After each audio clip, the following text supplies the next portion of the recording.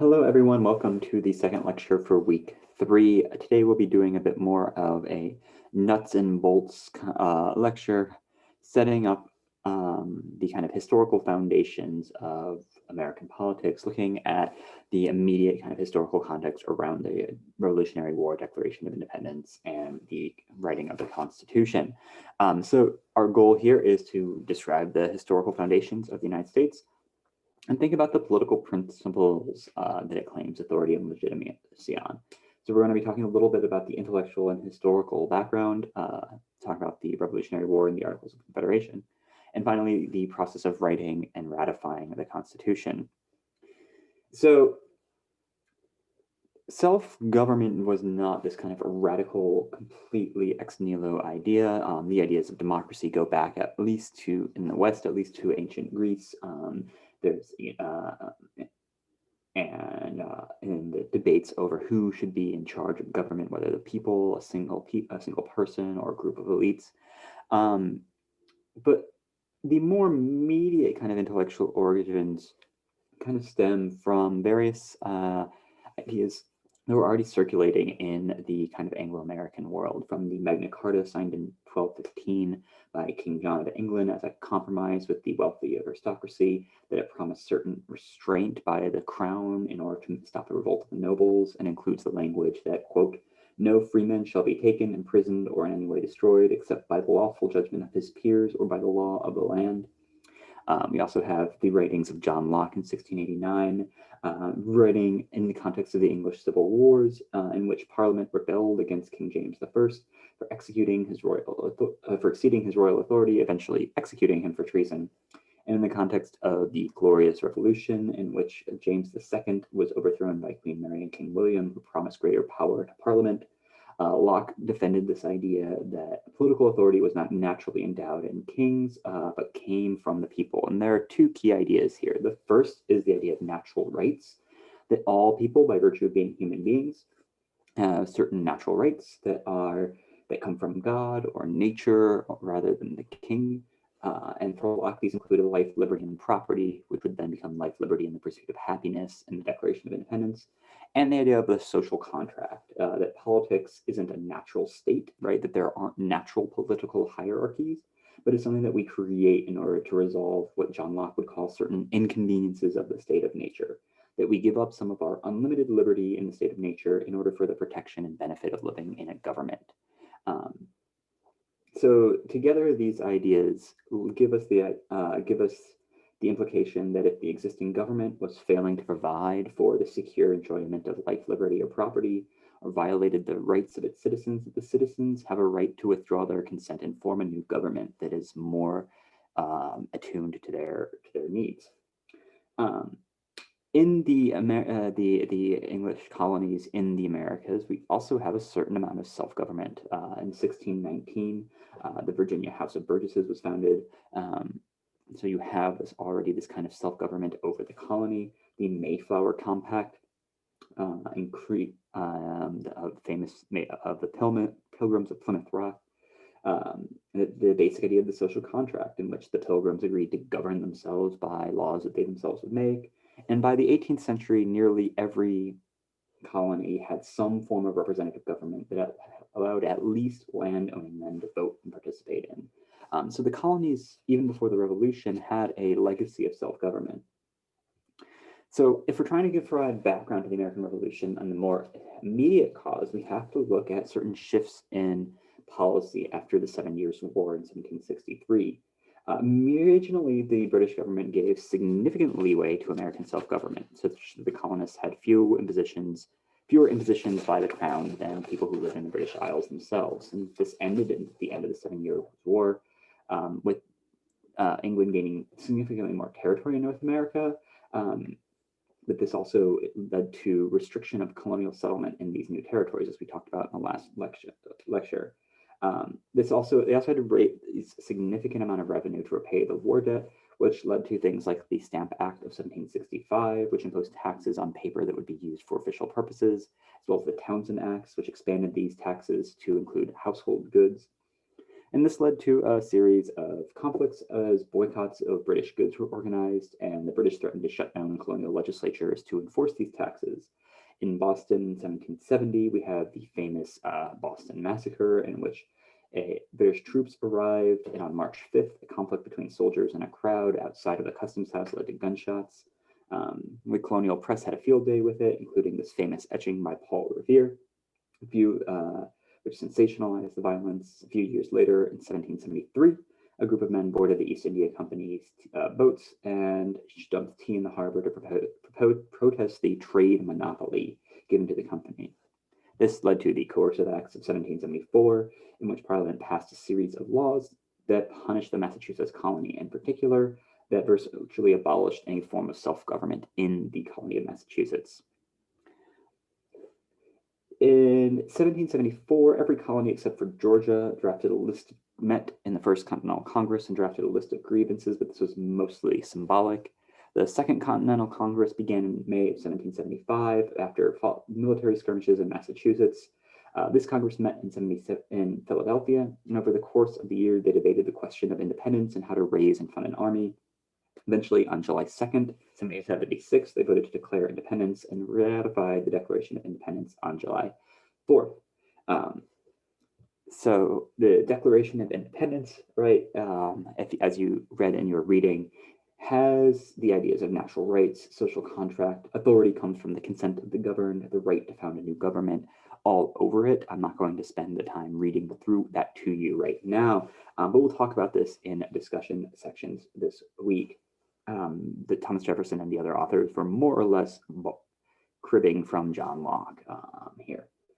However, the colonies still had to win the war, which was difficult. After a series of early losses, especially in the South, the colonial armies were able to drag out a stalemate in the North and eventually win a decisive battle against John Bourgogn's forces in Quebec at Saratoga.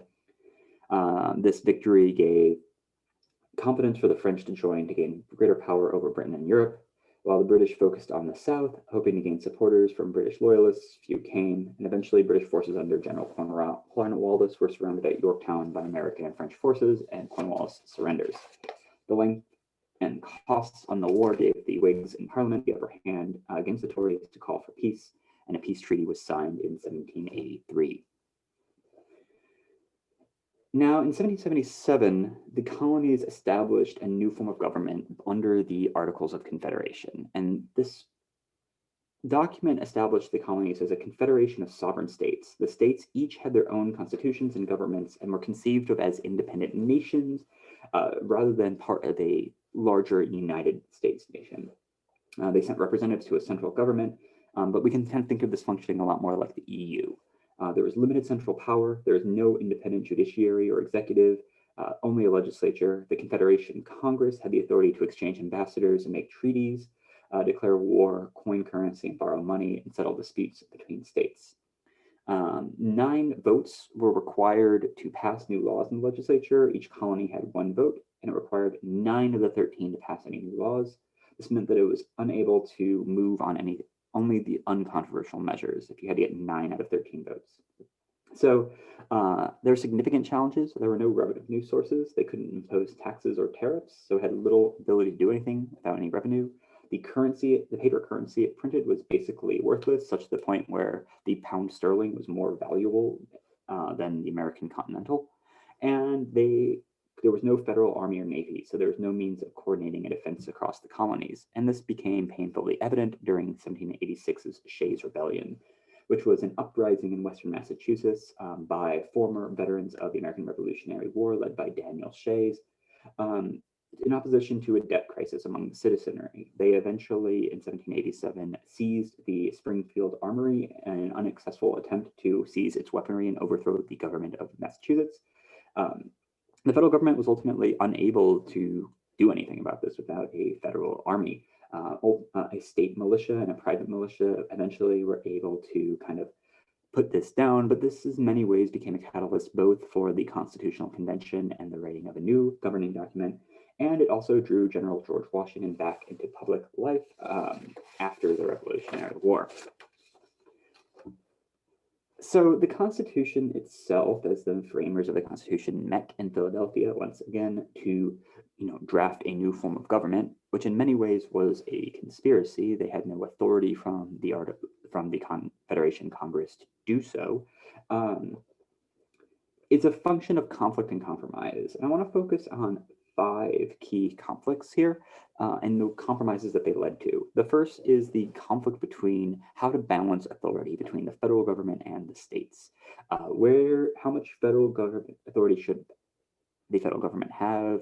And this is really a question of kind of like states' autonomy versus the need for collective self-defense.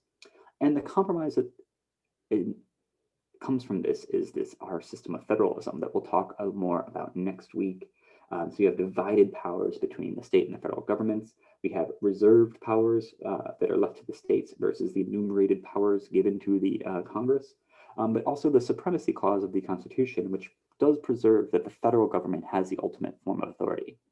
There's also the question of how much authority should the federal government have vis-a-vis individuals, balancing the need for order versus individual rights. And the original Constitution didn't have a Bill of Rights, but this was eventually added in order to secure its ratification. There's also the famous debate between small states and big states. And again, here we're talking about population and not size.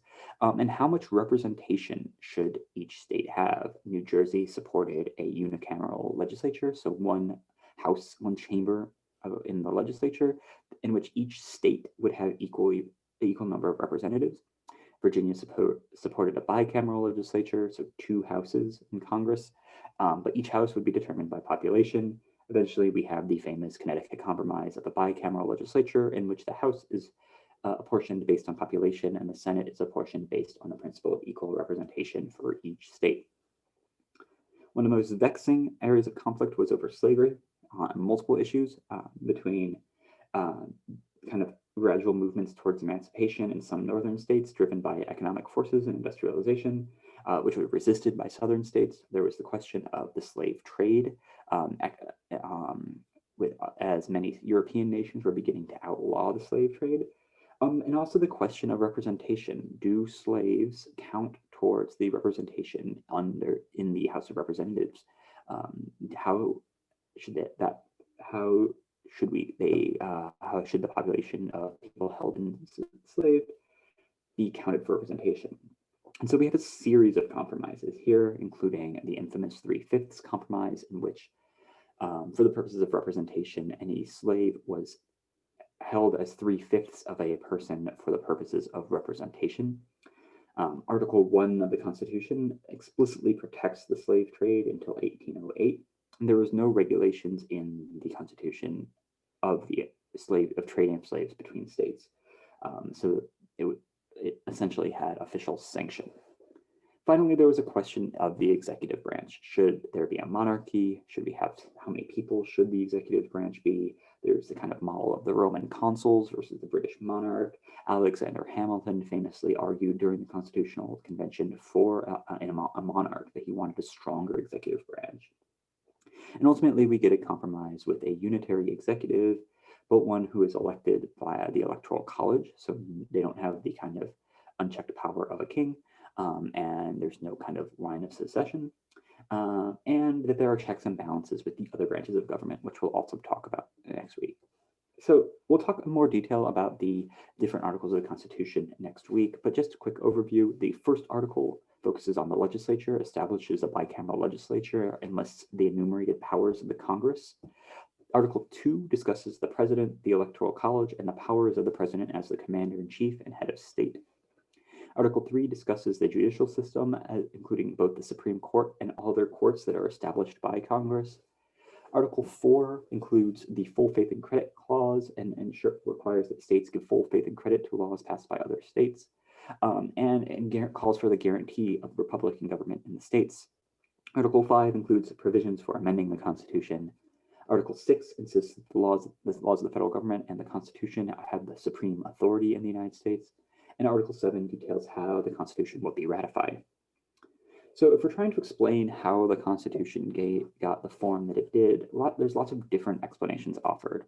One is offered in Federalist 1 in your reading for today by Alexander Hamilton, that the Constitution is simply a pragmatic response to the failures of the Articles of Confederation. Hamilton writes, the unequivocal experience of the inefficiency of the subsisting federal government, that he writes later, and that this is the best way to preserve your life and liberty, kind of appealing to these natural rights. In 1913, the historian Charles Beard offered what's known as the progressive or economic explanation, and he argued that the Constitutional Convention was attended by economic elites, and so the Constitution should be read as a document seeking to preserve the personal property and economic standing of economic elites. This critique has been criticized by people like Elkins and McKittrick, other historians, that argued that you didn't need a strong federal national government to protect their property rights, and that the federal Constitution actually expanded rights for the masses over the Articles of Confederation, especially when we look at the Bill of Rights, which expanded a set of citizenship rights. Of course, from the earlier lecture, we also have the arguments that the Constitution sought to protect the rights of slave owners and or the rights to expand settlement into the interior of North America, to dispossess indigenous peoples of their lands and territory. And Gordon Wood offers a synthetic explanation that ultimately the Constitution is a result of diverse interest groups, from the army to farmers to industrialists, all kind of, so we have these commercial interests, these military interests, these kind of agricultural interests, all trying to recognizing the need for a form of government that would preserve their own interests. And so you get a bunch of conflicts and compromises emerging with this government. So I'm not here to answer these historiographic questions, but we will hopefully talk about in discussion section, thinking about how our principles of like rationality, history, power, institutions, and collective action can help us understand how the Constitution kind of emerges, not as this philosophical document, but as this political work of compromise. However, writing the Constitution wasn't enough. We also had to ratify it. So the Constitutional Convention voted in favor of the new Constitution on September 17th, 1787, but it had to go to the states to ratify it. According to Article 7, 9 of the 13 states had to ratify the Constitution through state conventions, and if it failed 9, it would not go into effect. So 9 of the 13 states had to ratify the Constitution, and there are lots of kind of challenges. The states had to give up their sovereignty since they went. So the states had to form a ratifying convention to give up their sovereignty to this new federal government. And many states were concerned with large government power over taxation and a standing military. There was also concern about the federal judiciary. Would that be too distant and tyrannical? And there's arguments about state courts better serving the people. And the lack of a Bill of Rights. There are no enumerated rights for individuals in the original draft of the Constitution. Jefferson actually originally argued that they didn't need an enumerated Bill of Rights because the kind of principles of the Constitution of representation in the government would prevent the elimination of rights. But many feared it, especially in Virginia. And so we have the campaign to ratify led to this conflict in the presses between Federalists who argued for ratification and anti-Federalists who argued against it. Federalists tended to be wealthier, more educated elites and favored a strong central government. Again, we can think about our principles of political analysis like rationality to try to understand why they would favor a stronger federal government. Where the anti-Federalists promoted the power of state governments. They argued that state legislatures guaranteed more liberty, that taxes hurt Southern agriculture industry, that the federal government would be too big to effectively govern, and that there would be there just was a lack of a national character, that it wasn't one nation, it was 13 distinct nations. Ultimately, the Constitution went into effect after New Hampshire ratified it as the 9th state, but with Virginia and New York, these two large states still holding out, there was a kind of need to get these two states to ratify the Constitution. So the promised Bill of Rights got Virginia to ratify the Constitution. And then Alexander Hamilton, John Jay, and John Adams got together to write these Federalist Papers that were written anonymously under the Roman name of Publius to try to convince the state of New York to ratify the Constitution. And so this was after the Constitution had already been ratified. And these are ultimately really a work of political propaganda. There were also anti-Federalist papers rejecting the Federalist Papers, but they've come to us because they're written by some of the not John Adams, James Madison, sorry. Hamilton, Madison, and Jay were the authors, because they come to us from some of the framers of the Constitution, like Madison and Hamilton in particular. We kind of read these as getting insight into the logic and principles of the Constitution. So we're going to be looking at the Federalist Papers throughout this semester to think about kind of why were these institutions developed the way that they were, and then like what was the kind of logic and principles behind that. So that's it for today. We're going to be doing a deeper dive into the Constitution next week. But for our minute paper, what do you think was the biggest constitutional conflict and compromise that continues to have the biggest influence on American politics today? Remember, you can always ask more questions that you want to go over from the readings or the lectures in that box in the Google form. And next week, we're going to turn to the actual kind of Constitution itself, looking at the Articles of the Constitution in more detail, as well as constitutional principles of republicanism, separation of powers, and federalism. So that's going to be we'll turn it next week. I'll see you in discussion section to kind of talk about the history of the foundation of the American Republic, both the broader histories of settler colonialism and slavery that we talked about in the previous lecture, and the more immediate history around the foundation itself. That's it for this lecture. Have a good one, and I'll see you in discussion section.